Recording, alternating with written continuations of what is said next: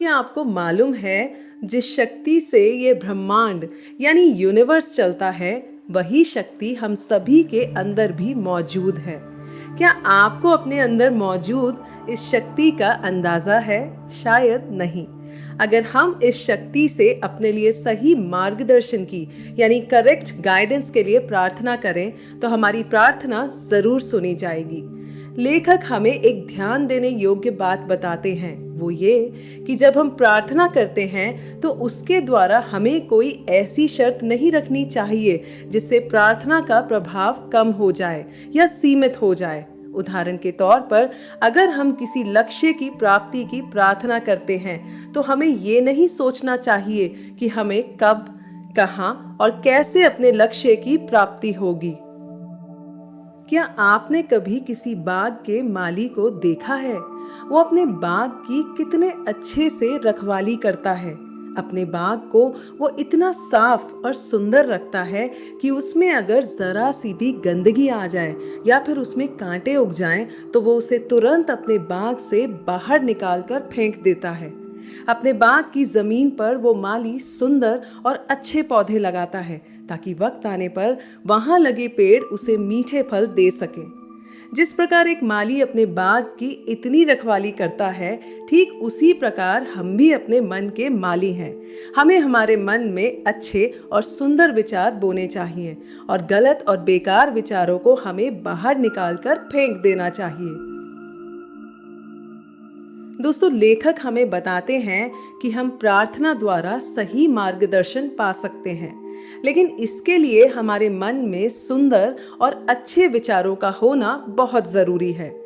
लेखक हमें ये भी बताते हैं कि अगर हमें मार्गदर्शन प्राप्त करना है तो सबसे पहले हमें ये विश्वास करना होगा कि हमारा सबकॉन्शियस माइंड बहुत पावरफुल है और हमें ये याद रखना चाहिए कि जब भी हमारा सबकॉन्शियस माइंड किसी भी विचार को स्वीकार करता है तो वो तुरंत ही उस पर काम करना शुरू कर देता है।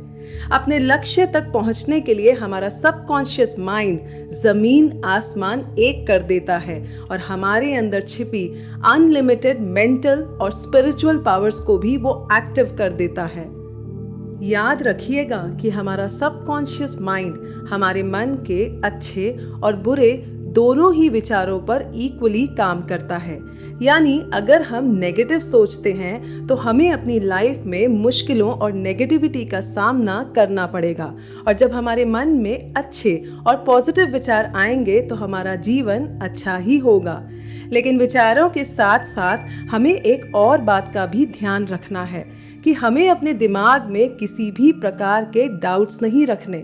उदाहरण के तौर पर जब हम मार्गदर्शन के लिए प्रार्थना करते हैं तो ऐसे विचार अपने मन में ना लाएं, जैसे कि मैं नई नौकरी को स्वीकार करूं या ना करूं, क्या मैं इस प्रॉपर्टी में इन्वेस्ट करूं या ना करूं, मेरा ये काम बनेगा या नहीं, इत्यादि।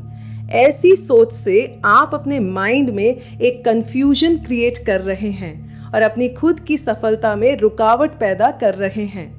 जब हमारे मन में ऐसे विचार आते हैं तो हमें हमारे सबकॉन्शियस माइंड से कोई भी सहयोग और मार्गदर्शन नहीं मिलता और ना ही हमारा सबकॉन्शियस माइंड हमारी ऐसी बातों को रिस्पॉन्ड करता है। लेखक ने इस अध्याय में मार्गदर्शन से संबंधित अपने बचपन में घटी एक घटना का उदाहरण दिया। जब वो 11 वर्ष के थे तो वे जंगल में खो गए थे। पहले तो वे बहुत डर गए थे, लेकिन फिर उन्हें अंदर से एक स्ट्रॉन्ग इंट्यूशन हुई कि उन्हें एक खास दिशा में बढ़ना चाहिए और वो उसी तरफ बढ़ गए। ये इंट्यूशन उनके सबकॉन्शियस माइंड का संकेत था जो उस जंगल से बाहर निकलने का रास्ता जानता था, और वे बड़े ही चमत्कारिक तरीके से एक रेस्क्यू टीम के पास पहुंच गए। तो देखा आपने सबकॉन्शियस माइंड की पावर का कमाल।